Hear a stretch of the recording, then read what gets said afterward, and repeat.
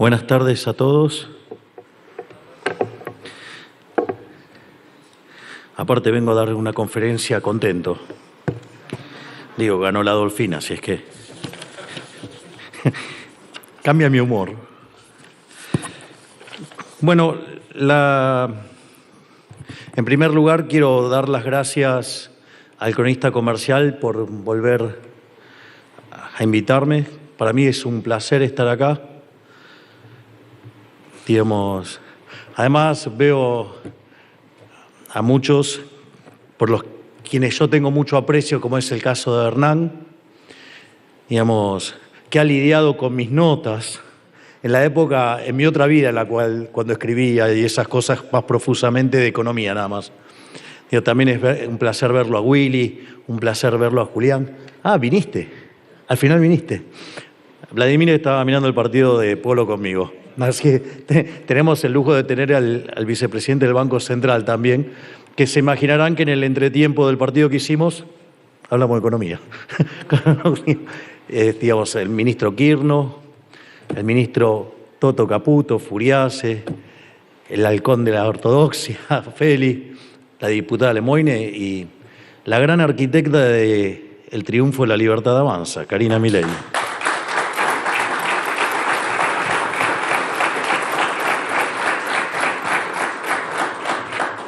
La charla de hoy la he planteado en términos de discusión cambiaria. Me parece que no es de mi estilo, digamos, frente a algo que se está debatiendo, dado que durante tantos años yo he debatido este tipo de cosas, hablar de otro tema. O sea, me parece que era pertinente que hable de temas justamente de este debate que hay sobre el dinero, los precios, el tipo de cambio y obviamente la acumulación de reservas. La charla tiene 3 bloques. El primer bloque voy a mostrar por qué muchas veces con estas cuestiones los economistas son parte del problema, no de la solución. Eso de estar mirando la serie de tipo de cambio real, para decirlo de una manera muy educada, es muy precario intelectualmente. El bloque 2, digamos, tiene que ver con por qué nosotros hemos elegido un esquema de bandas cambiarias. Y el bloque 3 va a ser directamente sobre acumulación de reservas. Entonces, el primer punto que es que cuando ustedes hacen ese análisis del tipo de cambio real, dicho de paso, me parece bastante arbitrario que solamente hagan la cuenta con el índice de precios. Sinceramente, ustedes tienen las estimaciones del Fondo Monetario Internacional y de otros organismos que hacen la estimación del PBI a PPP. Y ustedes pueden estripear las cantidades que lo cual está hecho también, pero no solo eso, sino que la diferencia entre el PBI de PPP y el PBI a valores corrientes, eso le está diciendo si verdaderamente la economía está cara o no. Entonces, si mi PBI a PPP, ¿sí?, está más alto que mi PBI a valores corrientes, digamos, y están tomando todos los precios de todos los productos que entran en el cómputo del PBI, digo, es bastante antojadizo elegir un índice para decir que hay un problema con el tipo de cambio. Además tiene otro problema más, y es que ustedes están mirando un problema de índole macro y están haciendo un análisis propio del equilibrio parcial. Están ignorando todo el resto de las situaciones en la economía. Por ejemplo, yo lo he visto a Toto, digamos, explicar hasta el cansancio, por ejemplo, cuando hacen la comparación, no, esto es como el 2017. ¿Qué parte es como el 2017? Digo, quisiera saber qué es la parte que coincide con el 2017. Porque básicamente nunca se hizo el ajuste fiscal. De hecho, digamos, cuando el gobierno de Macri recibió, el gobierno, o sea, en lugar de hacer el ajuste, lo que hizo fue aumentar el déficit fiscal. Además, en ningún momento lo corrigió y solamente lo corrigió con endeudamiento. Es decir, durante el gobierno de Macri se tomaron 60.000 millones de dólares netos. Y la realidad es que nosotros, después de 123 años, pusimos en caja en un solo mes el Tesoro y en 6 meses el Banco Central. O sea, hicimos un ajuste de 15 puntos del PBI. De hecho, una de las cosas que suele mencionar con mucho criterio Toto es, nosotros podríamos haber hecho el ajuste fiscal, poner las cuentas en orden y podría haber habido igual una hiperinflación. Entonces, digamos, nosotros tenemos equilibrio fiscal, tenemos apenas déficit de cuenta corriente, donde el principal motor del déficit de la cuenta corriente, que tampoco es un número importante, está generada por inversión privada. Es decir, no está generada por déficit fiscal. Entonces, ¿cómo voy a comparar una situación de superávit fiscal prácticamente equilibrada la cuenta corriente y todo el impulso de la cuenta corriente está generado por aumento de la demanda de bienes de capital? Entonces, la verdad, y dejar de lado el equilibrio fiscal, me parece, es dejar de lado justamente el elemento que explica, digamos, las crisis de 20 de 22 crisis que tuvo Argentina desde el 1900 hasta ahora. Entonces, la verdad es que parece caprichoso elegir solamente un conjunto de los precios para hacer ese cálculo. Segundo, tiene un problema de análisis de equilibrio parcial, ignorando todo lo demás. Dicho sea de paso, nosotros pagamos 50.000 millones de dólares de deuda. Es decir, nosotros cancelamos deuda. Entonces, digo, es bastante... ahí hay un problema, o sea, digamos, miran un problema de equilibrio general como con herramientas de equilibrio parcial. Inexorablemente eso va a estar mal. Por otra parte, toman una serie y calculan el promedio. Y la realidad es que calculan el promedio según donde les gusta que quedara el tipo de cambio. En especial para salvar a clientes, digamos, que están siendo víctimas de sus malas recomendaciones. Digamos, hay uno que, digamos, es conocido porque mandó a la quiebra a una empresa muy importante, con sus errores de tipo de cambio. Entonces, digamos, que quieran licuar con el hambre de los argentinos sus errores de pronósticos, y es todo un tema. Hay en uno de los libros de von Bawerk, el que es Poder o Ley de Mercado, dice, es como el caso de, supongan que ustedes tienen un médico y el médico está empecinado con un diagnóstico y se dedica a buscar la forma de romper ese diagnóstico por todos lados, hasta que, digamos, el diagnóstico sea el que él quiere. Bueno, eso, digamos, la pregunta es, ¿ustedes irían a atenderse a ese médico? Digo, porque los va a matar, literalmente. Entonces, uno puede decir, bueno, valor promedio. ¿Cuándo podrían usar un promedio?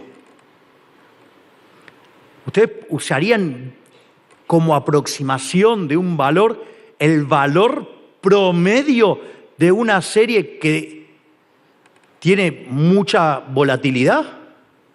Justamente, si ustedes tienen un problema de mucha volatilidad, no es un buen indicador el promedio. ¿Y qué es lo que caracteriza la volatilidad en Argentina? Ustedes tienen las épocas de populismo desenfrenado, el tipo de cambio real se les va a las nubes. Cuando tienen un gobierno que hace las cosas ordenadas, el tipo de cambio real se aprecia. Es más, cuando ustedes toman los hechos estilizados de los procesos de estabilización exitosos, la contraparte es que el tipo de cambio real se aprecia. Entonces, dada esa volatilidad, no tiene mucho sentido trabajar con el promedio. Además, tienen un hecho estilizado de cómo se mueve el tipo de cambio real en Argentina a la luz de si es más o menos exitoso el proceso de estabilización. Lo que sí no tuvieron nunca antes fue equilibrio fiscal. Y en ese sentido, no solo eso, además, esas series además tienen tendencia. Entonces tienen un problema de tendencia, tienen un problema de volatilidad. Pero no solo eso, sino que además ignora, digamos, los shocks exógenos. Y los shocks exógenos pueden ser, digamos, porque ustedes tuvieran algún cambio en los términos de intercambio, es decir, que tiene que ver con la cuestión internacional, o puede tener que ver con un shock, digamos, interno. Llámese el riesgo Cuca. Digo, aquellos, digamos, que vivieron profetizando el apocalipsis, digo, negaron el efecto Cuca y después, digo, de que el riesgo país se desplomó después de las elecciones, lo siguen negando. Es decir, hay un intento de forzar el instrumento para el diagnóstico para que dé lo que quieren que dé. Y lo más interesante es que todo esto es teoría económica, no califica de teoría económica, porque esto es absolutamente precario, de pésima calidad. Y cuando uno contesta con teoría económica en serio, lo acusan de dogmático. No, digamos, usar buena teoría económica no es de dogmático, es de buen economista. Entonces, ahora vamos al otro problema. Entonces, ahora vamos a pensar en serio, digamos, de qué se trata un problema de tipo de cambio real. Digo, desde mi punto de vista, hay que mirarlo con una perspectiva macro, ¿no? Digamos, lo que sería equilibrio general. Hay también, digamos, otra cosa de pésimo nivel y lamentable, los economistas creen que un sistema de ecuaciones es equilibrio general. No, el sistema de equilibrio general tiene unas determinadas características, las ecuaciones. No es cualquier cosa. Tienen un determinado formato. Y a riesgo que la gran mayoría de los que hablan de este tipo de cosas no saben que es una función homogénea a grado cero. Digo, con lo cual ya sospecho de que de equilibrio general no saben nada, pero ese es otro tema.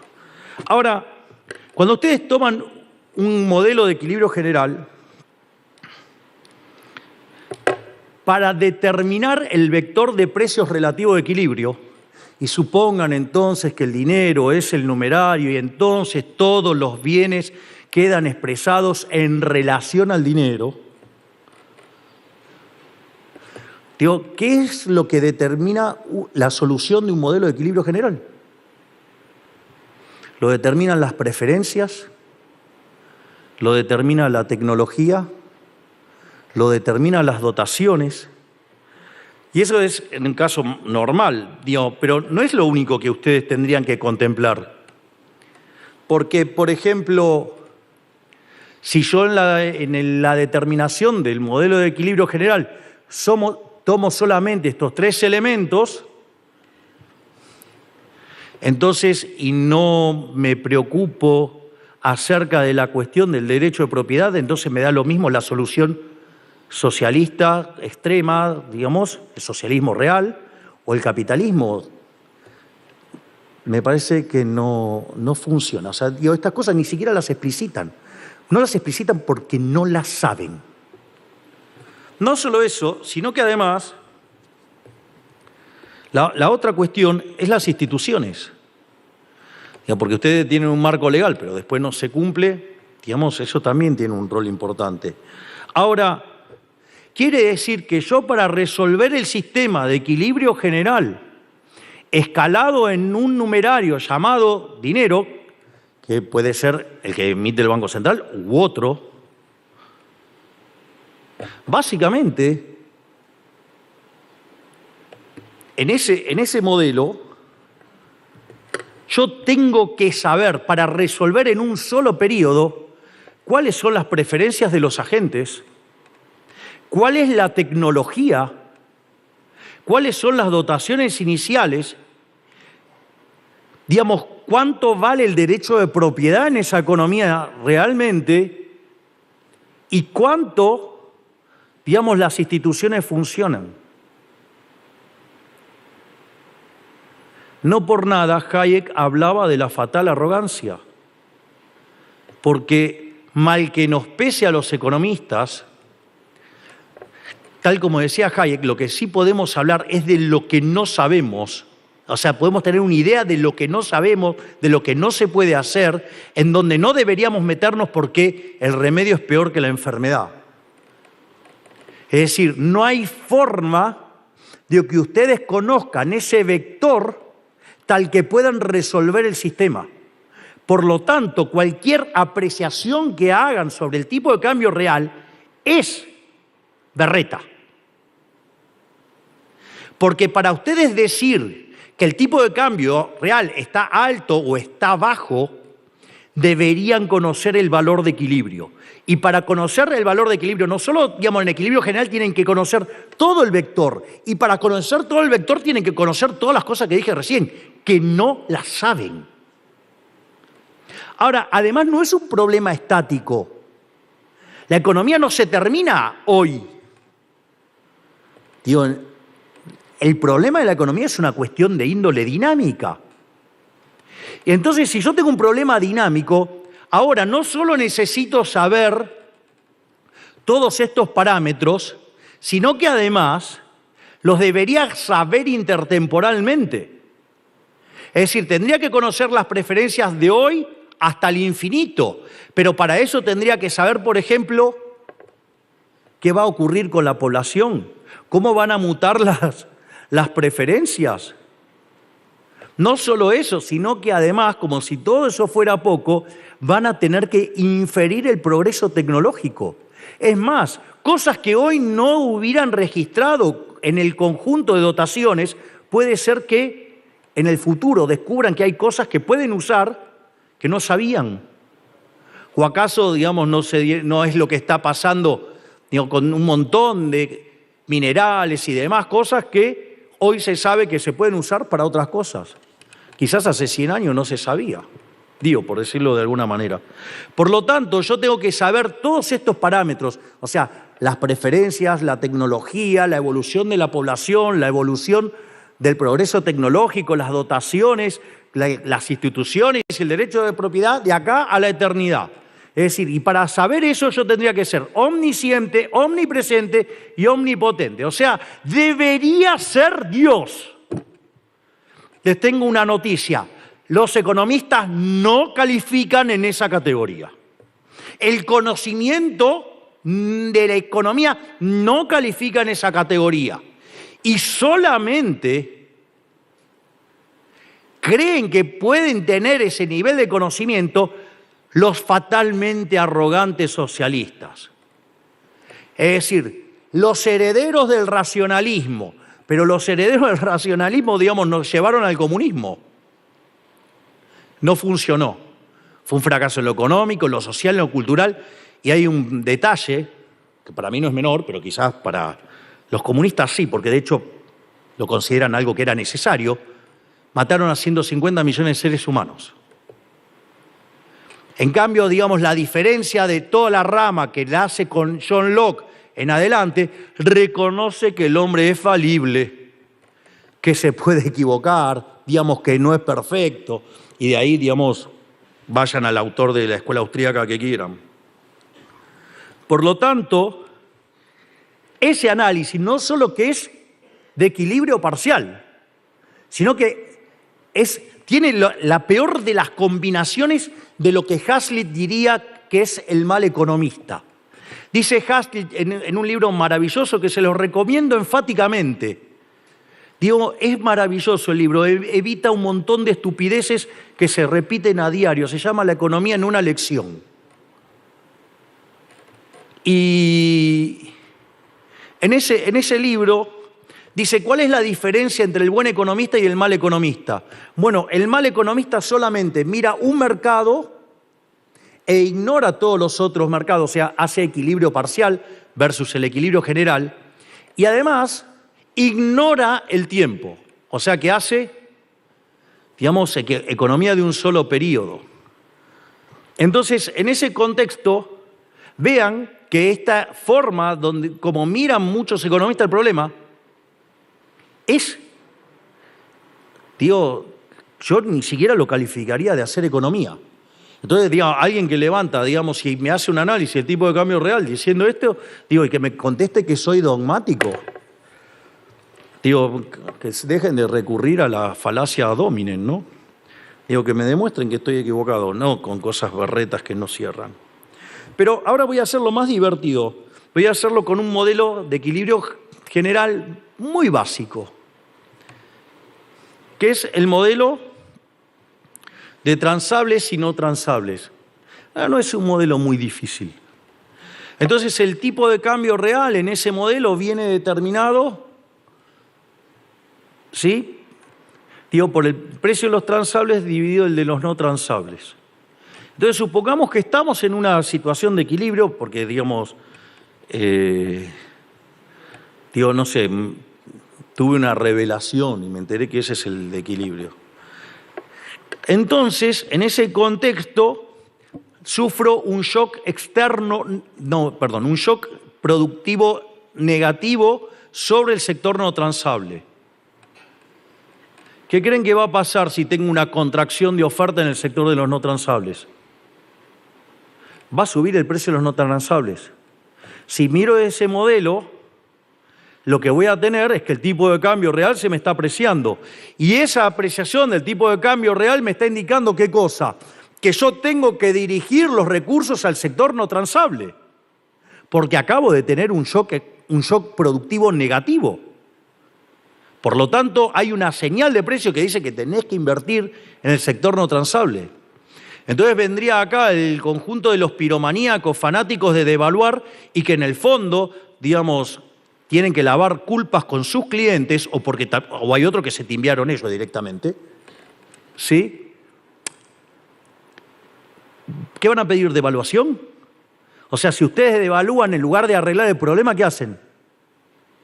Lo empeoran porque empiezan a modificar el precio de los transables para arriba y ustedes, digamos, la señal de precios se iba para el otro lado. Eso es lo que pasa cuando alguien quiere determinar a dedo los precios. ¿Cómo termina? Mal. Argentina ha hecho esto desde hace 90 años. Entonces, de ser uno de los países más ricos del mundo, se convirtió en un país de ingresos medios y si no hubiéramos hecho lo que hicimos, hoy estaríamos peor que Venezuela. Por lo tanto, ese es un dato no menor. Por otra parte, hay que ser caradura e ignorante para tomar la serie de tipo de cambio real e ignorar olímpicamente la cuestión fiscal. Es decir, básicamente, si ustedes miran este modelo, miren, es bastante elemental. Hay un libro de macroeconomía de Gregorio, el chileno, ¿sí? Lo explica re fácil, créanme que bien APB. ¿Qué creen que pasa en este modelo si baja el gasto público? La moneda se aprecia. Es como si tuvieran el equivalente de una devaluación. Por lo tanto, pueden resistir un tipo de cambio real más bajo porque básicamente corrieron al estado del medio. Si lo quiero tomar en términos de ajuste, nosotros hicimos un ajuste de 15 puntos del PBI. Si lo quiero tomar en términos de... No les gusta tomar el del Banco Central porque los deja en evidencia que no saben de cuestiones monetarias. Digo, yo me acuerdo, un experimentado consultor en un reportaje criticando lo que hicimos con la LEFI y sucede que no sabe lo que es una operación overnight. Cuando lo tuvo que explicar, trastablilló. Pero, digo, al margen de eso, nosotros bajamos el gasto público en términos reales 30%.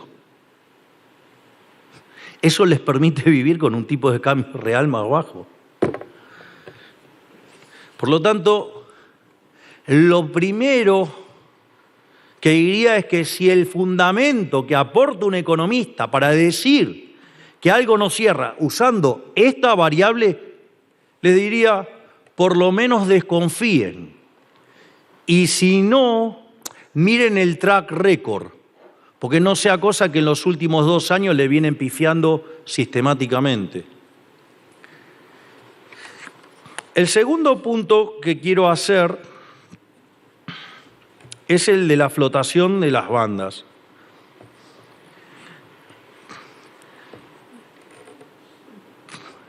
Digo, lo que veo en materia, digamos, de análisis macro, ¿sí?, es malo, pero lo que veo en términos de análisis de economías abiertas es peor todavía. Yo no sé, digamos, miren que a mí me gusta darle a la bibliografía duro y parejo de los dos lados, pero me cuesta creer dónde hacen estas cosas. El primer punto que a mí me parece el más interesante de todos, y es el que dispara este problema,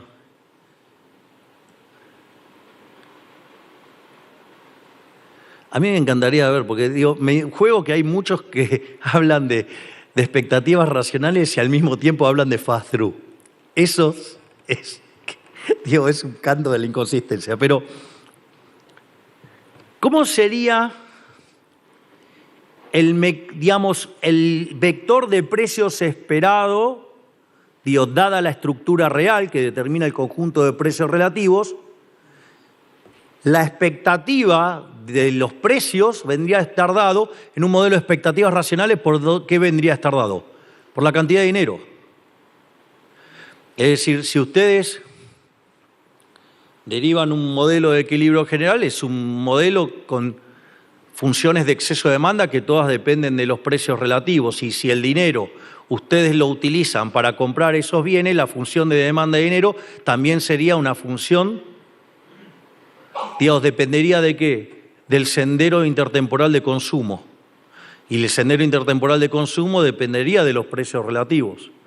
Es decir, con lo cual, si no cambian los parámetros profundos, los que mencioné antes, que no tenemos forma de saberlo, la función de demanda de dinero tendría que ser granítica, ¿sí? Y eso debería igualarse a los saldos reales, o sea, la cantidad de dinero dividido el nivel de precios. Por lo tanto, cuando yo, despejo el nivel de precios, tengo la cantidad de dinero sobre la demanda de dinero. Y si yo aumento la cantidad de dinero, la escala nominal de la economía, ¿qué tiene que pasar? Subir. Eso se llama el problema de la escala nominal de la economía. Los desafíos que les pregunto a muchos economistas que la escala nominal de la economía no saben lo que es. O el ancla nominal de la economía, lo mismo. No saben qué es. Por eso es raro, este tipo de discusiones que tienen y no resuelven este tipo de cosas bien. Bueno, si ustedes comprenden eso, entonces el nivel de precio de la economía va a estar determinado, ¿por qué? Por la cantidad de dinero. Ahora, la inflación es siempre y en todo momento un fenómeno monetario generado por un exceso de oferta de dinero, ya sea o porque subió la oferta, porque cayó la demanda, o pasaron las dos cosas a la vez, pierde poder adquisitivo del dinero y todos los precios expresados en unidades monetarias suben. El tipo de cambio es uno más. Es el precio del dólar.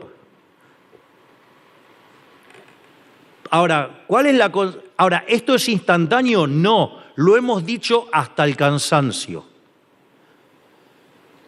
El rezago de la política monetaria, tal como la estudiábamos nosotros, mostraba entre 18 y 24 meses. Cuando hay un trabajo nuevo en la Universidad de Córdoba, prueba que son 26 meses. Entonces, si nosotros fijamos la cantidad de dinero a mitad del año pasado, cuando terminamos de limpiar el balance del Banco Central, porque tenía instrumentos de esterilización monetaria que generan crecimiento endógeno de la cantidad de dinero, Digo, por eso no queremos volver a esos instrumentos. No somos dogmáticos. No queremos ver más inflación en Argentina. Esa es la diferencia. Y nosotros, claro, lo que pasa es que nosotros tenemos una base de cliente más grande. Digamos, tenemos que reportarle a 47,5 millones de argentinos. No a 3 o 4 atorrantes del círculo rojo que han vivido empobrecer a la Argentina. En ese contexto, por lo tanto, si el nivel de precio viene determinado por la escala nominal de la economía, es decir, la oferta de dinero, en la contracara de esto es que lo que va a determinar la tasa de inflación es la regla monetaria. Alguno habrá leído de la regla de Friedman. Entonces Friedman proponía que la cantidad de dinero creciera a 4%. Hay distintas discusiones, hay distintas reglas monetarias. Bueno, nuestra regla monetaria es emisión cero. O, digamos, en otros contextos, exceso de oferta cero. Que no es lo mismo. Porque si hay crecimiento y la demanda de dinero crece, hay lugar para emisión, y eso lo voy a discutir en la parte que discutimos la acumulación de reservas. Ahora, ¿cuál es el problema en Argentina? Las expectativas, y con razón, los argentinos no las forman acorde a un modelo de expectativas racionales. Miren, ustedes pueden hacer el más reciente libro que presenté en el Movistar Arena, no, el anterior, el que presenté en el Luna Park. El argumento central es, cuando los economistas ven que tienen un problema en el modelo o la realidad, todo depende. Si ustedes, digamos, laburan en la toma de decisiones, si el modelo no les sirve, lo tiran y buscan otro. Por eso es tan valiosa la experiencia que lleva acumulada Toto, digamos, en el sistema financiero. Digamos, ¿cuánto creen que se hubiera enamorado del modelo y perder plata? En cambio, como los consultores son como el oráculo de Delfos, dan consejos pero no toman decisiones, pueden errar sistemáticamente, cosa que vienen haciendo hace 2 años. Entonces, el problema ahora es, los argentinos forman sus expectativas mirando el dólar. Y la realidad, yo no me tengo que ni enojar con los modelos, no me tengo que enojar con los argentinos, yo tengo que resolver problemas. A mí me pusieron en el lugar que me pusieron para resolver problemas. Y si no resuelvo los problemas, estaría muy bien que no me renueven el contrato. O sea, me pusieron acá para resolver problemas, no para hacer ejercicios de onanismo con los modelos. En ese sentido, una de las partes importantes que se perdió en el análisis económico, después de que apareció el nefasto y siniestro libro de 1936,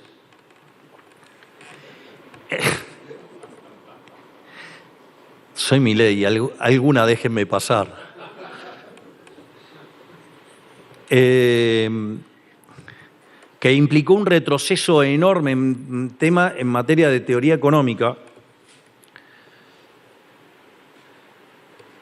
Una de las cosas que nos perdimos en el medio es lo que se llama el efecto Hume-Cantillon, y que tiene que ver con la forma en la cual entra el dinero en la economía. Y la realidad es que culpa de ese trabajo, digamos, durante más de 30 años se estuvieron discutiendo cosas en economía que no tienen sentido. Pero más allá de eso, que no me voy a poner a discutir, digamos, todo eso, porque esa discusión me demanda, ya la tengo medida, me demanda cerca de 8 horas. Así que no los voy a tosigar con eso. Pero lo que hace es, el efecto Hume-Cantillon es mostrar cómo el ingreso del dinero va impactando los distintos precios. Entonces, yo lo voy a hacer con 2 casos. Suponga que tengo un bien A y un bien B. Suponga que ahora, por alguna cuestión, aumenta la demanda de A y cae la demanda de B. La contraparte de eso, ¿qué tendría que ser? que el precio de A suba y el precio de B baje. Mientras que yo tenga la cantidad nominal de dinero fija, todo lo que suba A, y tengo un conjunto de consumidores encabronados en seguir consumiendo A, van a gastar más en A. Por lo tanto, si gastan más en A, forzosamente tienen que gastar menos en B. Por ende, el precio de B va a bajar. La única forma que eso no ocurre es cuando hay convalidación monetaria. Si ustedes tienen convalidación monetaria, ¿qué es lo que pasa? Hacen aumentar la cantidad de dinero, entonces el precio de B no cae y el precio de A sube más que proporcionalmente. En general, digamos, el argumento de por qué los bancos centrales hacen estas atrocidades es porque dice que los precios son rígidos a la baja. Bueno, eso ustedes no lo saben verdaderamente, porque no saben si son rígidos a la baja, porque si todo el día, en los últimos 90 años, salvo en 10, se la pasaron emitiendo, ¿cómo saben que son rígidos a la baja? Si se la pasaron toda la vida convalidando monetariamente. De hecho, si ustedes, hay un libro maravilloso de Philippe Magus que se llama Defendiendo la deflación. Una de las cosas que muestra es que los clásicos, que no hacían economía para el ocio, sino que hacían economía para resolver problemas en serio, ustedes repasan toda la literatura clásica, nadie se preocupaba por la deflación. No había nada, nadie trataba los temas de deflación, sin embargo tenían patrón oro. Entonces, ¿no será que en aquella época no tenían forma de hacer convalidación monetaria y consecuentemente los precios se movían? Claro, si ustedes, siempre los precios van al alza, y bueno, ante la duda lo dejo. Pero, Menger los va a disciplinar, si fuera ese caso. Entonces, que suban los precios va a depender de que haya convalidación monetaria. ¿Cuál es el problema en Argentina? Que de los últimos 90 años, o sea, desde que tenemos Banco Central, en 80 hemos vivido con convalidaciones monetarias a raíz del déficit fiscal. Por lo tanto, cuando afloraba el problema de la crisis de confianza, caía la demanda de dinero, compraban dólares, subía el precio del dólar, después subía el precio de los transables, después subía el precio de los mayoristas, después de los minoristas y por último los salarios. Por eso también es tan impopular la devaluación, porque destruye los salarios reales. Es decir, cada vez que ustedes tengan a un oráculo de Delfos llamando a la devaluación, yo les preguntaría directamente, ¿por qué vos me estás diciendo que querés favorecer a un conjunto de delincuentes que no quieren competir para empobrecer a la gran mayoría de los argentinos? Esa es la pregunta que yo me haría. Digo claramente, porque a vos te paga, el que se timbió, y los otros argentinos no. Entonces, fíjense que si ustedes este ejercicio lo repitieran recurrentemente, alguien que no sabe de economía y no está obligado a saber de economía, para eso están los economistas, para eso estudiaron economía. O sea, si yo, estudio, sociología, estudio psicología, estudio derecho, lo que quieran, arquitectura o lo que fuera, cuando viene un tema de esto lo escucho a un economista. El economista debería saber qué es el efecto Julián-Cantillon, no la gente. Pero ¿qué es lo que pasa? En esta dinámica que acabo de describir, ustedes entonces ven que sube el tipo de cambio y ¿qué va a pasar después? Y van a subir todos los precios. Entonces, si ustedes no saben nada de economía, lo primero que dice, si sube el tipo de cambio, suben los precios. Es más, el único experimento que no tuvo inflación desde que tenemos Banco Central fue ¿cuál? La convertibilidad. Justo cuando el tipo de cambio estaba fijo. Entonces, cuando ustedes le quieren explicar, miren, la cantidad de dinero está fija, cuando se queme todo el money overhang y cuando, termine de actuar los rezagos de la política monetaria, no va a haber más inflación. Bueno, está bien, yo te creo, pero ¿sabes qué? En el medio compro dólares. Y obvio. Ahora, ¿ustedes qué van a hacer ante esa situación? ¿Se van a enojar con la realidad o van a actuar teniendo en cuenta que los argentinos de bien durante 90 años fueron estafados por una institución que se llama Banco Central de la República Argentina, que se dedicaba a financiar a un conjunto de estafadores que son los políticos que hacían déficit fiscal. Digo, ustedes no se tienen que enojar, digamos, con las consecuencias, se tienen que enojar con las causas. La causa, la madre de todos los males, que es el déficit fiscal. Nosotros dijimos, yo salía en la campaña electoral con una motosierra, que dijeron que era imposible, que ni de casualidad iba a poder hacer un ajuste de poner las cuentas fiscales en equilibrio en 4 años.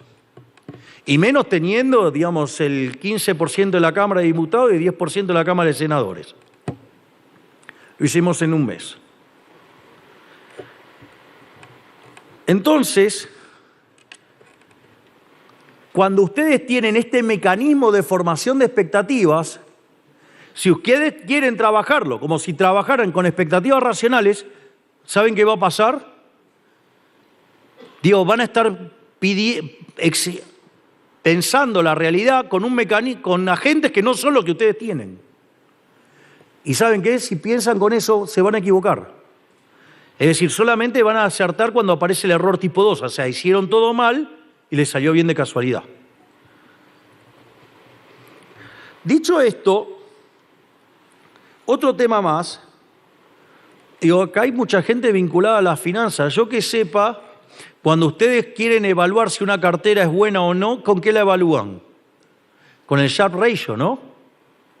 Es decir, con la cual, digamos, en principio, ex ante, yo creería que para todos, en general, la volatilidad es mala. Yo no creo que la volatilidad sea buena. De hecho, si ustedes tienen 2 portafolios que rinden lo mismo y uno tiene más riesgo, ¿con cuál se quedarían? Con el que tiene menos riesgo. Digo, ¿no? Parece que ese sería más o menos el criterio. Ese es el que dice la teoría económica. Ahora, si eso es dogmatismo, ok. Digo, llámame dogmático entonces. Pero ¿cuál es el problema? Que entonces, si yo, digamos, soy averso al riesgo, no me gusta la volatilidad, y mi mecanismo de formación de expectativas no es el de expectativas racionales, porque si yo, digamos, los agentes me miran expectativas racionales, miran la cantidad de dinero, la base monetaria amplia, ok, termino de limpiar los lags, digamos, y todo, y ya está, se acabó el problema. El problema, digamos, es, ¿los agentes hacen eso? No. Tienen malas experiencias de los últimos 90 años. El que se quemó con leche ve la vaca y llora. Entonces, ¿qué hago? ¿Me enojo con los agentes? ¿O diseño la política en función de los agentes que tengo? Parece más razonable este segundo camino y no de tratar de imponerles un modelo en la cabeza que es con el que no piensan. Entonces, ¿por qué es importante tener en cuenta el rol de la volatilidad? Porque si yo ahora tengo este mecanismo de formación de expectativas en función del tipo de cambio y no en función de la cantidad de dinero, la volatilidad que yo tenga en el mercado de divisas se me va a derramar ¿en dónde? En el mercado de bienes, con lo cual voy a tener volatilidad en precios. Y si el nivel de precios se me va por encima del que determina la cantidad de dinero en la escala nominal, ¿qué genero? Recesión. Me como una recesión, o sea, caída del PBI, caída del empleo, caída de los salarios reales, aumento de pobres e indigentes. ¿Qué genialidades nos propone? Se nota que estos tipos no solo que no se sentaron nunca en la silla eléctrica, sino que además, ignoran lo que es la silla eléctrica. Les voy a contar una anécdota que es muy divertida. Todo el mundo sabe que yo soy muy amigo del profesor Juan Carlos de Pablo. Y cuando leí Rothbard por primera vez, Rothbard es muy revelador, me di cuenta de que lo que había estado estudiando y enseñando durante muchos años, gran parte de ese conocimiento estaba mal, y eso me hacía tener una posición muy crítica respecto, digamos, a los policymakers. O sea, tenía una...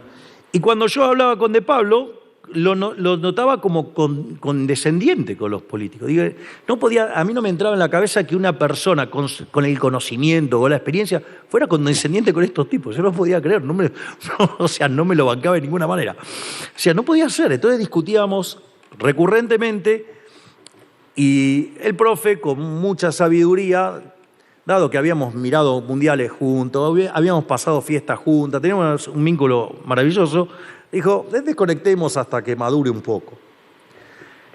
Por eso me causa gracia cuando dice, no. Hay dos imbéciles que dicen, no, él quiere aplicar el anarcocapitalismo. Esto no es anarcocapitalismo, esto es más sentido común que anarcocapitalismo. Pero no, parece que hay gente que no separa, digamos, lo filosófico de lo real. Pero no importa, son lo mismo que no difieren el modelo de la realidad, digamos. Y en ese contexto, una de las cosas que pasó, después nos reencontramos y volvimos a tener la misma relación de siempre, y ya en el rol que me han conferido los argentinos, en las cenas de Olivos, en la cual obviamente se imaginarán de qué hablamos, de economía. Frente a un conjunto de amigos yo le pedí disculpas públicamente al profe, porque una de las cosas que me di cuenta es que yo trataba de contemplar las restricciones cuando hacía mi análisis en mi otra vida, que era economista, y me di cuenta que al estar en la silla eléctrica las restricciones son algunas más. Pero es muy divertido porque después de lo que ha sido esta breve temporada en el infierno, digamos que arrancó allá por marzo y que terminó el 26 de octubre, es muy interesante porque yo hice todo un learning, creo que todos hicimos un learning muy fuerte en lo que, estábamos en la silla eléctrica, porque no solo que estábamos en la silla eléctrica, sino que había gente queriendo tocar los botones. Algunos con incentivos para tocar los botones, otros desde adentro tocando los botones, otros que lo hacían por accidente. O sea, fue muy interesante todo el proceso, mucho learning. Y entonces, una de las cosas que él me contaba era que de su experiencia de haber hablado con tantos ministros de Economía y presidente del Banco Central, a él le sorprendía cómo esa gente no tenía un infarto por mes. Y la devolución que él me dio, yo no sé cómo vos no te infartás todos los días. Con lo cual les puedo asegurar que el problema de las restricciones, la volatilidad porque aparte yo fijo un norte. Ahora les voy a contar algo, la vida no es un movimiento rectilíneo uniforme. Entonces yo trato de ir a eso, le pido a mis ministros que lo hagan. La única restricción que les pongo es valores éticos y morales, es decir, no vale usar todos los instrumentos. O sea, si hay que elegir entre el utilitarismo político y los valores morales, la regla es que elijan los valores morales, porque si resuelve, la cuestión política es un problema mío, me hago cargo yo. Y yo vine a hacer las cosas que hay que hacer. Recuerden cuando cerró el año pasado y arrancó dije, voy a entrar el año con ajuste fiscal. Y lo hicimos. Voy a entrar a este año y voy a meter apretón monetario. Y lo hicimos. Voy a entrar en este año y vamos a soltar el cepo. Y lo hicimos. Es decir, los valores morales no se negocian. Los pilares del diseño de la política pública no violentan en dinámica nuestros valores. Porque no me puedo hacer cargo, de las decisiones que se tomaron en el pasado. Eso para mí ya son condiciones iniciales. Entonces, en este sentido, la volatilidad cambiaria se traduce en volatilidad de precios, en volatilidad de cantidades, en volatilidad de salario real, en volatilidad de empleo, en volatilidad, digamos, de pobres e indigentes. Y eso no es un tema menor, porque entonces, ¿para qué están las bandas? Las bandas están para ponerle un límite a la volatilidad. Es decir, para que el argentino se levante y el tipo de cambio no puede ser cualquier cosa. ¿Por qué? Porque viene de 90 años de que lo estafen. Entonces, ese es el motivo de las bandas. Y como nosotros creemos en la libertad, digamos, las bandas se abren en el tiempo. Es decir, en algún momento, digamos, las bandas van a estar tan abiertas y el relativo del precio de mercado de las bandas, digamos, va a hacer que sea un tipo de cambio libre. Pero ustedes no pueden pretender ganarle una carrera a Ben Johnson si recién están aprendiendo a gatear. Es una cuestión de sentido común. Y esto es un tema técnico y lo quiero discutir técnicamente, ¿no? Porque ¿en qué está inspirado el tema de las bandas? Digo, que era, digamos, lo que estábamos pensando cuando pensamos las bandas. Cuando ustedes estudian equilibrio general, ustedes, para poder resolver la existencia del equilibrio, necesitan utilizar un teorema de punto fijo. ¿Sí? Y ese conjunto tiene, digamos, la función tiene que ser continua y el conjunto tiene que ser convexo y además tiene que estar acotado. Pero la vida real, en especial si quieren pensar en términos dinámicos y pensar en términos de crecimiento, es bastante poco interesante trabajar con economías acotadas. Pero si no es acotada, el conjunto puede ser infinito, consecuentemente no puedo aplicar ni el teorema de punto fijo de Brouwer, ni el de Kakutani, ni alguno otro que anda dando vuelta. Entonces, ¿cuál es el punto? ¿Qué hacen los teóricos de equilibrio general? ¿Se ponen a llorar? No, no se ponen a llorar. ¿Cómo resuelven ese problema? Le crean una cota artificial. Eso, al crear una cota artificial, les permite ¿qué? Poder resolver el modelo. Digo, ustedes se dan cuenta de toda la cantidad de cosas, de conceptos que estoy tirando y que estos chantas que se ponen a hablar del tipo de cambio real mirando el coso no tienen ni idea, ¿no? Porque dudo que tengan el conocimiento de topología para tener este debate. Pero al margen de eso, ustedes ponen esa cota, eso les permite resolver el modelo, ¿y qué es lo que chequean? Si es efectiva o no la restricción. Che, mientras que el dólar está entre las bandas, la restricción no es efectiva. Entiendo que tenés un problema con tus clientes. Algunos se te enviaron a 1.700, otros en 2.000 el año pasado. Otros decían que, por ejemplo, si hacíamos todo bien, la inflación iba a ser 400% y el tipo de cambio, pero además dijeron que estábamos haciendo todo mal, con lo cual, digo, me encanta. A mí me hacen track record todo el día. Me gustaría que le hagan track record a todos. A ver quién sobrevive la lupa gigante. Entonces, ese es el argumento, digamos, por el cual ustedes pueden pensar entre las bandas. Y el tipo de cambio no tocó muchas veces la banda. El tipo de cambio tocó la banda en casos muy concretos. ¿Qué es lo que dicen?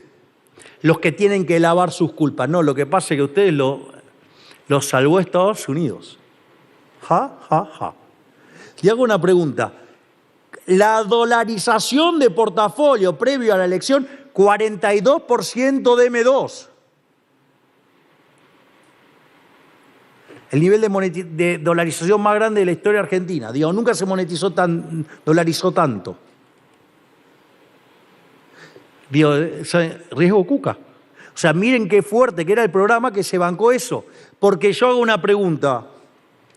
Toda la explicación es el apoyo de Estados Unidos. ¿Cuánto terminamos usando el swap? ¿2.000, 3.000, 2.000? Ponele 2.000. En 40.000 millones, ¿cuánto es? El 5%. Y quiero ver que repasen lo que hizo el Congreso de la Nación sancionando 40 leyes destinadas a romper el programa económico. No lo vieron nunca en la historia. Y aún así, digamos, toda la ayuda para arreglar el problema fueron 2.000 palos verdes. Es una cargada lo que digo cuando dicen, no, bueno. Es decir, necesitan lavar las culpas de los errores que cometieron y necesitan cargarlo todo en un elemento exógeno. Es decir, aparte, si ustedes me dijeran que la economía operaba en condiciones normales, presión y temperatura, ok, digamos, la inconsistencia entonces sería evidente. Ahora, si yo en el medio voté 40 leyes para romper el equilibrio macroeconómico, digo, ¿de qué me estás hablando? Porque antes de que empezara todo ese proceso, el riesgo país estaba debajo de 600. Y no paramos de hacer cosas, saneamos el activo del Banco Central, saneamos el pasivo del Banco Central, hicimos un montón de cosas. Y aún así, el riesgo país seguía subiendo. Si eso no se llama riesgo cuca, quisiera saber qué es. Pero ese es otro punto. Otro punto que es brillante, digamos, voy a intentar hacer la explicación, digamos, la explicación de Toto es infinitamente mejor que la mía, que es la idea del safe asset. ¿Se los explicaste hoy en la mañana? Qué bueno. O sea, con lo cual, digamos, voy a lucir mejor hoy. Digo, ahí, digamos, salió la parte de microeconomista, el relativo. Gracias. Así luzco mejor hoy. Es que Toto tenía mis bullets para hoy. Entonces, la idea del safe asset es si ustedes están en Estados Unidos, la gente se asusta, aumenta la aversión al riesgo. ¿Qué hace la gente?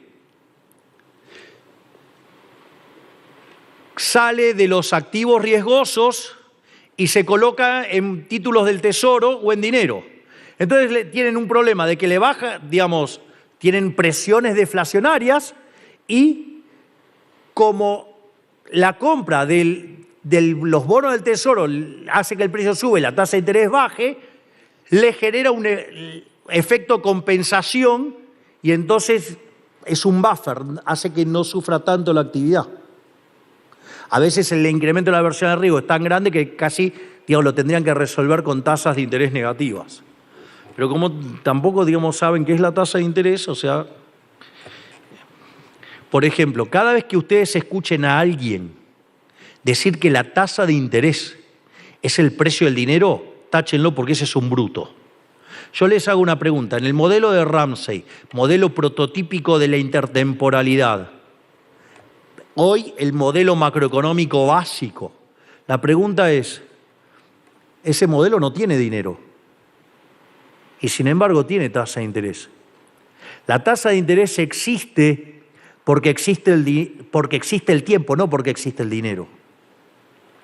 La tasa de interés es un mecanismo de coordinación intertemporal que les permite pasar consumo del presente al futuro y viceversa, y lo mismo, digamos, con la producción. Lo primero se llama ahorro, lo segundo se llama inversión. Y el problema del safe asset es que el safe asset en Argentina es el dólar.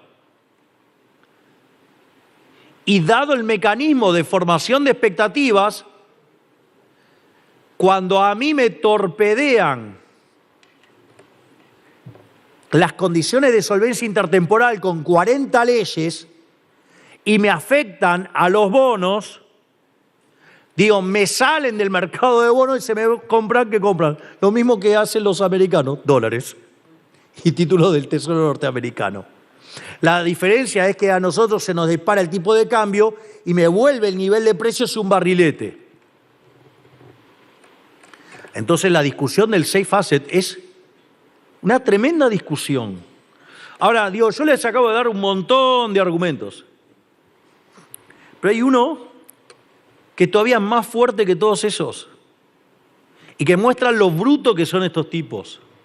se nota que toda su vida jamás tradearon algo, que es el problema de la profundidad de mercado, se llama en la teoría económica. Ustedes, para tener mercados perfectos, necesitan que sean completos y profundos. Bueno, por ejemplo, el mercado de cambios en Chile tradea 2.500 millones de dólares diarios. En Brasil tradea 4.500. En Argentina 200.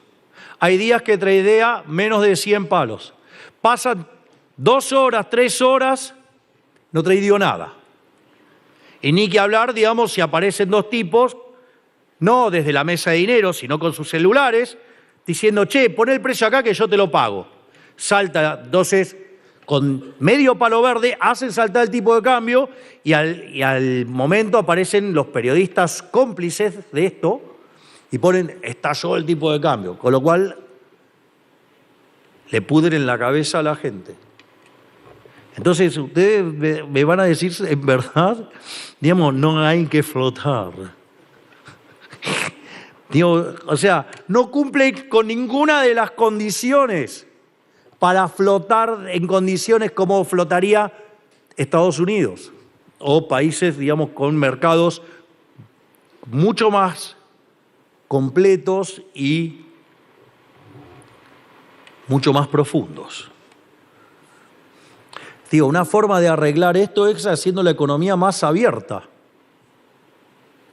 Pero cuando hablamos de economía, de abrir la economía, aparecen los parásitos prebendarios exigiendo que los argentinos paguen más caro bienes de peor calidad. Es decir, ¿a ustedes les queda claro que cuando el que está pidiendo por protección está pidiendo salarios más bajos? Es decir, la protección puede ser efectivamente vía un arancel o alguna restricción o generando una política monetaria descontrolada para devaluar, y todo conduce a lo mismo, reventar los salarios y aumentar a los pobres e indigentes. Digo,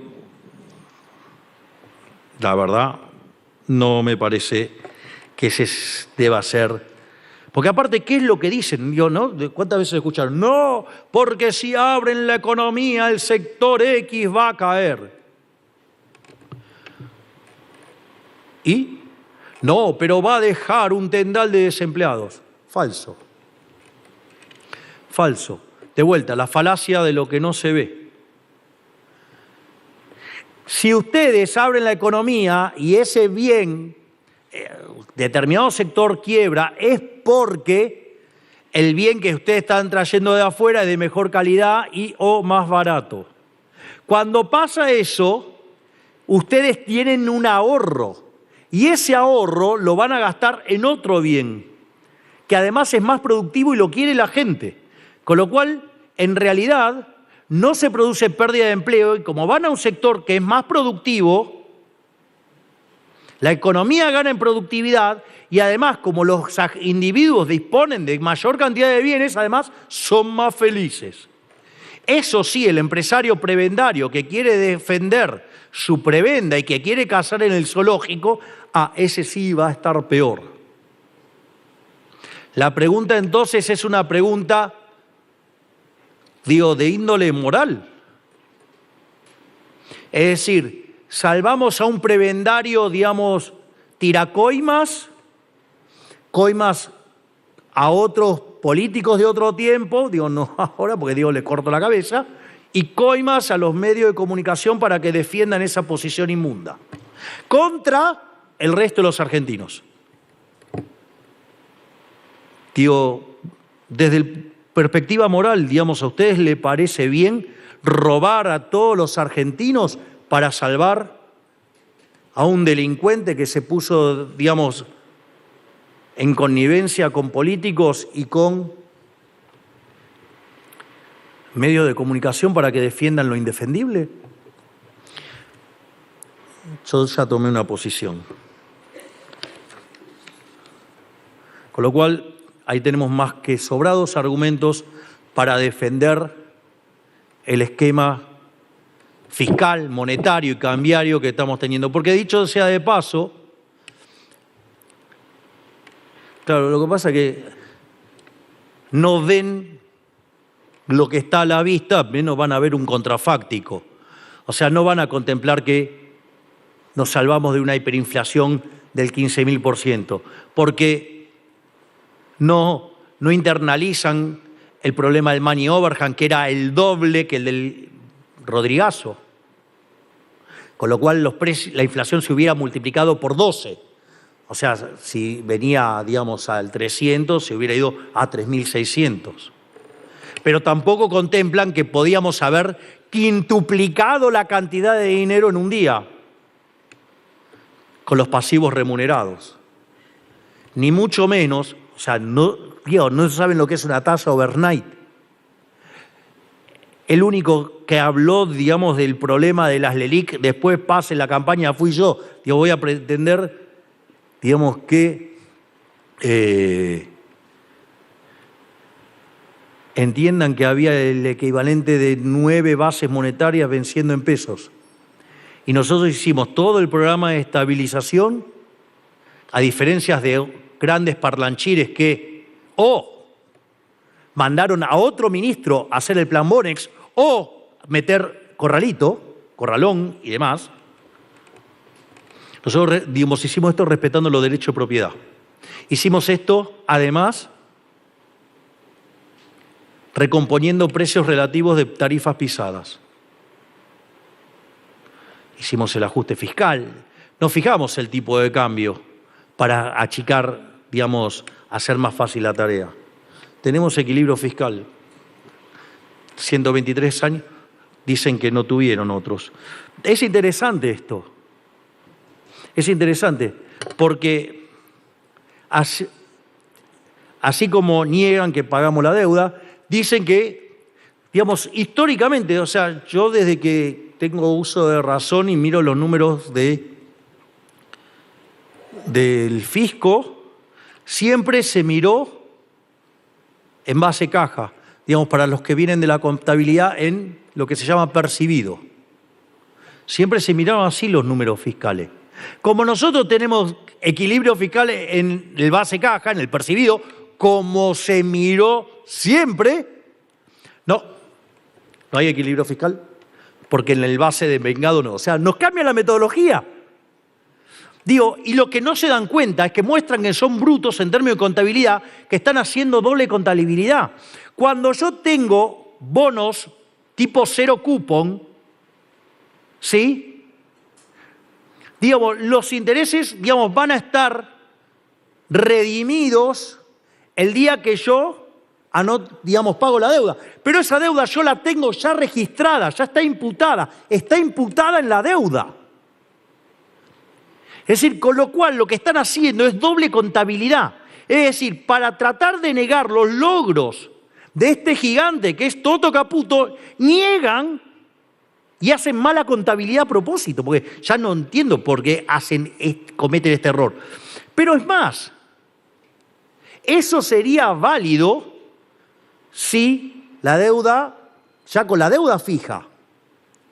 O sea, quiere decir que habría que discutir en caso que la deuda suba. Mala noticia para esta gente que también la niega, es que bajamos la deuda en más de 50.000 millones de dólares.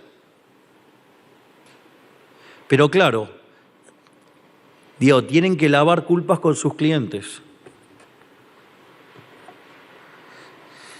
Entonces ahora vamos al tema de la acumulación de reservas. Todo el debate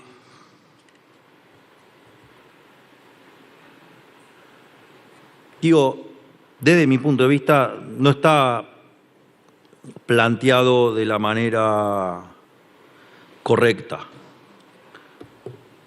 Porque la verdad es que si yo tuviera tipo de cambio flexible,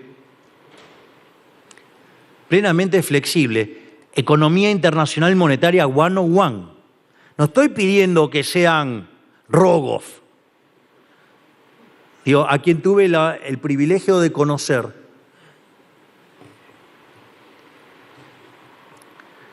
Pero no hace falta ser Rogoff para entender esto. Si ustedes tienen tipo de cambio flexible, por definición de tipo de cambio flexible, la variación de reserva es Cero. Es decir, pedir tipo de cambio flexible. O sea, hay que flotar y pedir, acumular reservas. Digo, es una contradicción en los términos. Ahora, entonces dice, no, bueno, pero en realidad es que hay que pagar la deuda. Ok, vamos a discutir entonces el pago de la deuda. Entonces tenemos que discutir la condición de solvencia intertemporal en un país, porque hay un tema no menor que parece que no lo tienen en cuenta, que es que un país tiene vida infinita. Digo, no es trivial a los términos, digo, de la matemática y tampoco, digamos, en lo financiero. Eso quiere decir que si la relación deuda-producto no crece en el tiempo, es decir, si es constante o cae, ustedes son solventes. Digo, cuando ustedes tienen déficit cero, la variación de deuda es cero. Y si la variación de deuda es cero, si el Producto Bruto se expande, automáticamente la relación deuda-producto cae. De hecho, desde que nosotros asumimos, la relación deuda-producto no para de caer. Pero, entonces el punto es, ¿cuál es el Key Value Driver? ¿Cuál es el tema central ahí que tiene que ver con el rollover? Si yo tuviera rollover, ¿qué es eso de estar pensando en que tengo que tener reservas para pagar? Si los intereses los pago con equilibrio fiscal y la deuda la roleo en el mercado. Digo, ¿de qué están hablando? O sea, digamos, son tan brutos que además quieren romper los libros de finanzas. Entonces, claro, si ustedes del otro lado tienen a los cucas, puede ser, y les dicen que no van a pagar, y sí, puede ser que tengan un problema el rollover. Entonces, digo, básicamente, si yo tengo rollover, digo, el problema más grande que tenía Argentina era el riesgo cuca. La tasa de interés, para que más o menos, es el precio relativo de los bienes presentes respecto a los bienes futuros.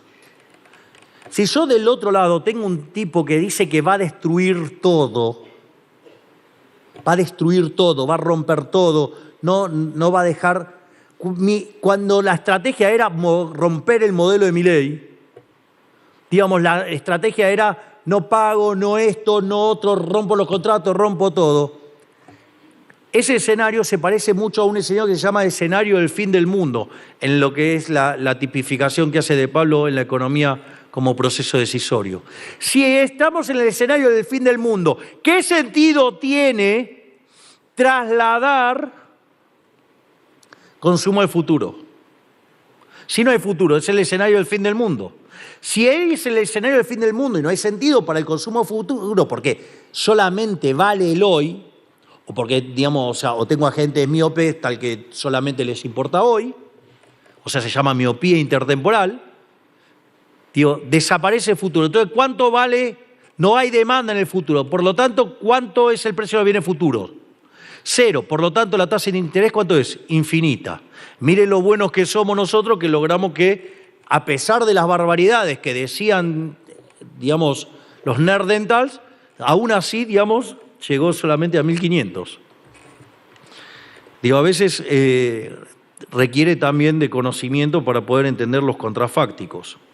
Ahora, pero de vuelta, como nosotros no nos enojamos con la realidad, la tomamos como es, entonces, ok, yo no tengo rollover, tengo que tener reservas, entonces si tengo que reservas, entonces chequeo si tengo para pagar o no, y si las uso para pagar, entonces no, y tuviera un problema de que me voy al borde de la banda, no la puedo defender, esa es la discusión.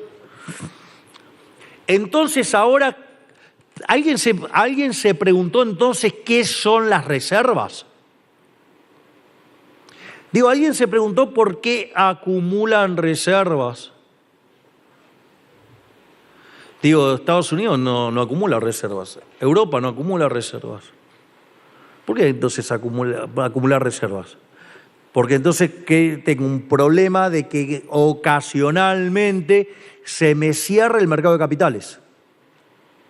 Entonces lo que yo necesito comprar es un seguro. ¿Estamos todos de acuerdo? Porque si no estamos de acuerdo, digo, lo que voy a decir es... Entonces me compro un seguro. Entonces la clave, digamos, cuando voy a comprar un seguro, ¿qué es? La prima. Bueno, veamos qué prima estamos dispuestos a aceptar como argentinos. Bueno, una posibilidad es que, ignorando todo lo que dije antes, desde el mecanismo de formación de expectativas, desde el problema de la volatilidad, del safe asset y la profundidad del mercado, salgo a comprar como un elefante en un bazar, salgo a comprar dólares emitiendo. Como eso no tiene como contrapartida demanda de dinero, genera un exceso de oferta de dinero. ¿Y eso qué genera? Inflación, es decir, el impuesto a los pobres. Es decir, los que me están pidiendo que haga eso, me está pidiendo que le arruine la vida a los argentinos. Bastante laburo nos costó que 13 millones de argentinos salgan de la pobreza. ¿Ustedes se fijaron que si ustedes toman cada uno de los logros de este gobierno, si yo hubiera sido peronista, hoy la mitad de las calles de Argentina llevarían mi nombre? Pero claro, como soy un desalmado liberal, nada, más. Ahora digo, lograste esto que era imposible. Bueno, ahora vamos por más, te voy a pedir más. Digo, hasta piden cosas que son inconsistentes. Entonces, la verdad que me parece que ese seguro contra generar pobres para asegurarle los dólares a no sé quién que los pueda comprar, a mí no me parece mal que compre los dólares el que quiere y que se le dé la gana. Perdón. Pero el problema radica en si es justo. ¿A ustedes les parece que es justo, digamos, comprar artificialmente un seguro arruinando a los que menos tienen? ¿Para qué los quiere entonces el seguro? Para proteger a la gente. Digo, los seguros son para proteger. Entonces ustedes me están diciendo que yo tengo que asegurarme de una crisis generando una crisis. Es raro. O sea, porque la termino encima, con los problemas que señalé antes, la termino autogenerando. Por lo tanto, discúlpeme, pero la opción generar inflación y romperle la calidad de vida a millones de argentinos, esa no es mía. La otra alternativa, digo, en algún momento algún consultor me tildó de dogmático. ¿Cuál es el problema si emitimos dinero? La sacamos por el otro lado, esterilizando el Banco Central. Lo usan todos los bancos centrales del mundo. ¿Por qué no lo hacemos nosotros? ¿No les quedó claro lo que fue, por ejemplo, no solo este caso de lo que evitamos, la catástrofe que evitamos utilizando ese instrumento? Yo les voy a contar algo. Este desastre también ocurrió en el año 89. Y ese mismo consultor que a mí me acusa de dogmático, le decía a sus clientes que él hablaba con machinea y que le decía que no iba a devaluar.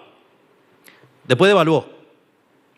Entonces le dijeron, pero vos dijiste que machinea te decía que no iba a devaluar. Bueno, me mintió. Les voy a contar algo. Ese consultor ni siquiera hablaba con machinea.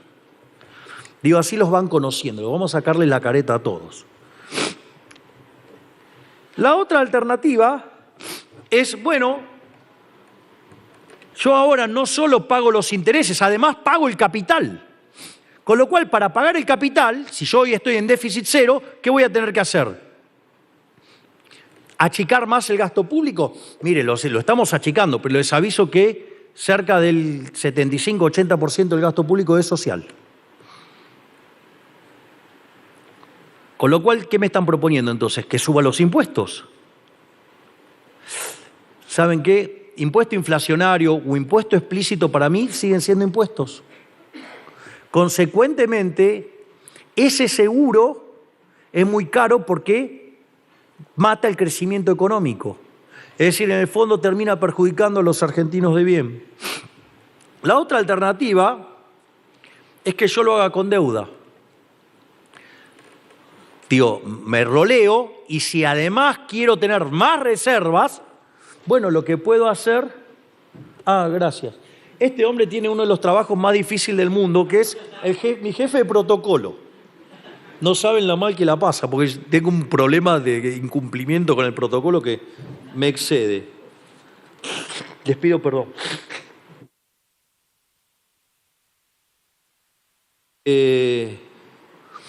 Pero necesito el aire frío para que no se me desintegre la cara. Si pongo el aire frío, me pega en la columna y me resfrío, pero prefiero que no se me desintegre la cara. Mientras tanto me ven.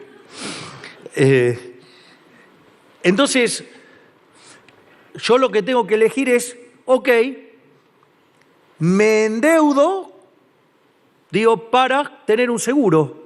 Bueno, lo puedo hacer, porque es la deuda que quizás no pueda tomar en el momento que tenga que hacer rollover.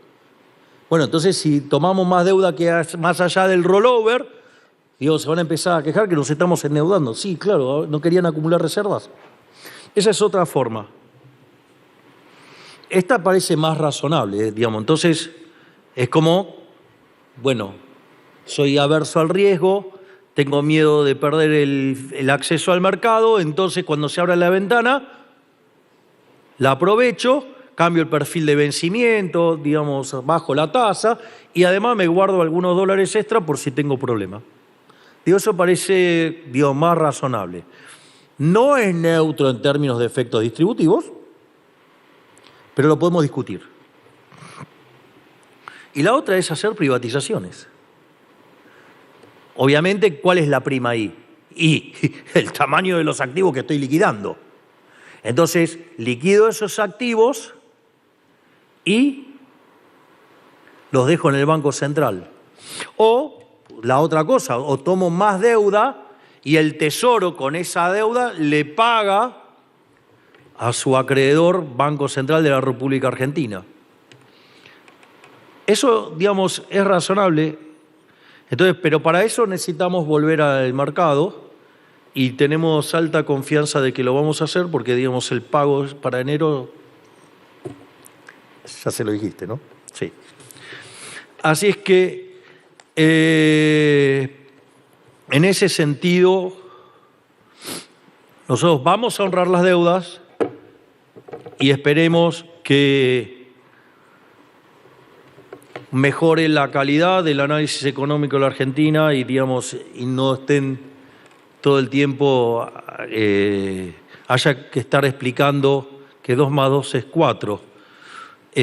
Más allá de eso, creemos que tenemos una oportunidad enorme.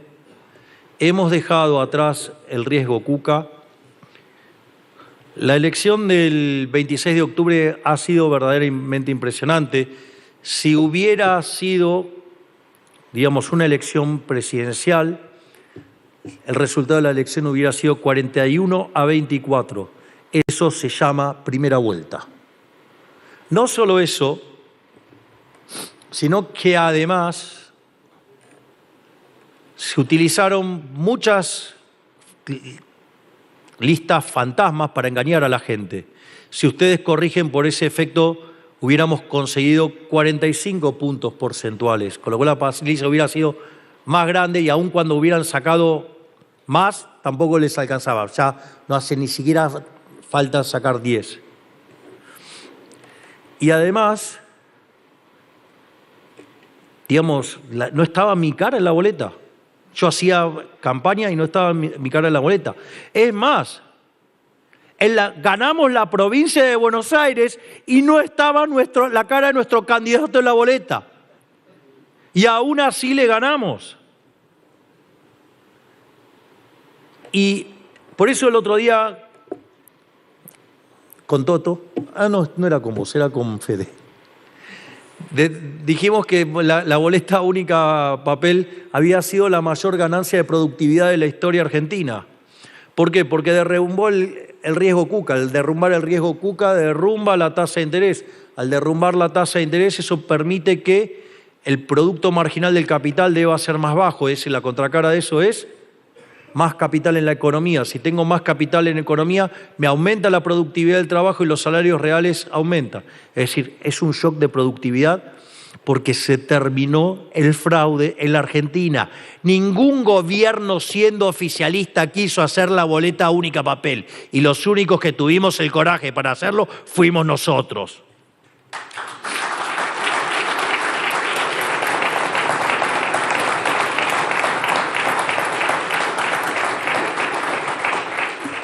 Pero además esta elección no solo que nos permitió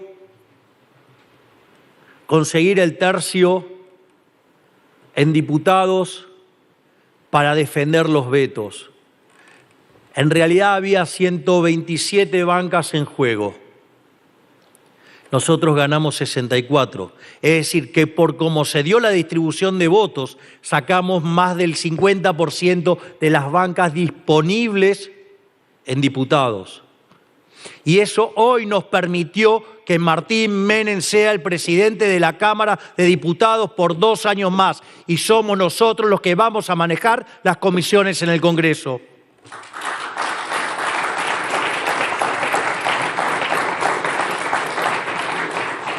Pero como si esto fuera poco, había 22 bancas en juego en senadores. Y de esas 22 bancas nosotros ganamos 13. No solo que hoy tenemos 20 senadores, o 21 según cómo se hace el cómputo, sino que además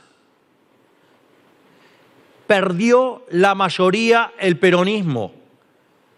Hoy tienen 28 senadores. Por lo tanto, nos encontramos frente a una posibilidad de tener el Congreso más reformista de la historia argentina.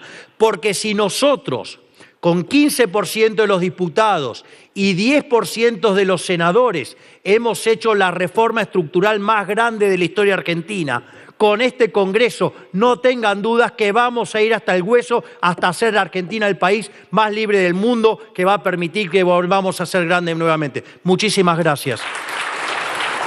De esta manera despedimos al señor presidente de la Nación y damos por finalizado esta edición del Encuentro de Líderes del Cronista. A todos, muchas gracias.